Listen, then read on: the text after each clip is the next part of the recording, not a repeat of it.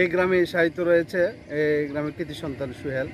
আমরা যার জন্য নিজেদেরকে গর্ববোধ করি বা আমরা গর্বিত হই এই সোহেলের জন্য। সে 5ই আগস্টে ঢাকায় শহীদ হয়েছিল, আমি আগেই বলেছি।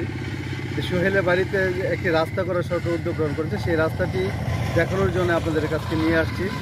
এই দুর্গাপুর গ্রামের 700-800 লোকের মতো হবে এই রাস্তাটা দিয়ে আসা যাওয়া করে। মানে এই রাস্তাটা তাদের শর্টকাট, এখান দিয়ে আসতে হলে তাদের পোড়াবাড়ি রোডে উঠতে সুবিধা হয়, বা এখান থেকে পোড়াবাড়ি যেতে কিংবা ত্রিশাল সদরে যেতে তাদের সুবিধা হয়, সেই জন্য তারা এই রাস্তাটা ব্যবহার করে। এই রাস্তাটার পাশে আপনার দুই পাশে রয়েছে পুকুর।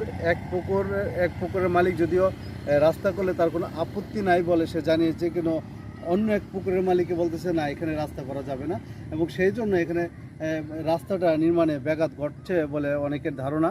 এই রাস্তাটা নির্মাণ করা হলে মানুষজন অন্তপক্ষে 1.5 থেকে 2 কিলোমিটার তাদের পথ শর্ট হতো, তাদের অনেকটুকু ঘুরে ত্রিশাল বা পুরাবাড়ি যেতে হয়।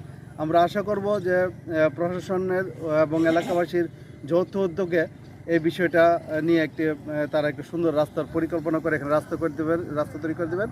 এখানে আমি যদি এখন কথা বলি যে এই ইউনিয়নের এই গ্রামের কৃতি সন্তান শফিক মেম্বার সাহেব, ওনার কাছ থেকে আমি একটু জানতে চাই এই রাস্তাটা দিয়ে কোথায় গেছে এবং সুবিধা কি জনগণ, এই রাস্তায় কেমন মানুষ চলাচল করে, এই বিষয়ে আমরা শফিক মেম্বার সাথে বলবো। হ্যাঁ শফিক ভাই, ভালো আছেন?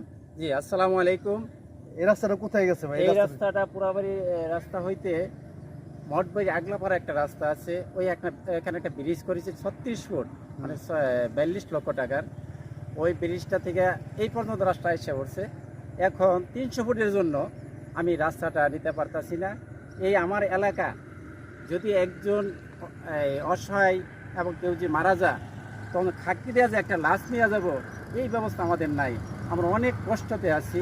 আমি প্রশাসনের কাছে বলতেছি যেন দ্রুতভাবে, এবং আমাদের এই অত্র এলাকা সোহেল সাহেব যে মৃত্যুবরণ করেছে 5ই আগস্ট, যে এখানে ওনার বাড়ির রাস্তাটা এটা হলে সবচেয়ে ভালো হবে। আর এখানে একটা জামে মসজিদ আছে, এই মসজিদে অত্র এলাকার সবাই নামাজ পড়তেছে, কিন্তু রাস্তার জন্য কেউ যাইতে পারে নাই। ইনশাল্লাহ আমি মনে করি এই রাস্তাটা করলে সবচেয়ে ভালো হবে। আসসালামু আলাইকুম। আমরা শুনলাম এই দুর্গাপুর গ্রামেরই মেম্বার শফিক ভাইয়ের কথা, যে এই রাস্তাটা হলে সোহেলের নামে রাস্তাটা করলে ওনারা খুশি হবেন, এবং এই রাস্তাটা মাত্র 300 ফুটের মতো হবে। এই রাস্তাটা যদি ক্লিয়ার করে দেওয়া হয় বা এই রাস্তা নির্মাণ করা হয়, তো এলাকাবাসীর কষ্টটা অনেকটা লাঘব হয়ে যাবে। নিশ্চয়ই কর্তৃপক্ষ এবং এলাকাবাসী এই বিষয়টি নিয়ে একটা ভালো একটা সমাধানে যাবেন বলে আমরা আশা করি, এবং শীঘ্রই এই রাস্তাটি তৈরি করা হবে বলে আমাদের বিশ্বাস। আপনারা যারা আমাদের চ্যানেলটি দেখছেন তাদের সবাইকে আমার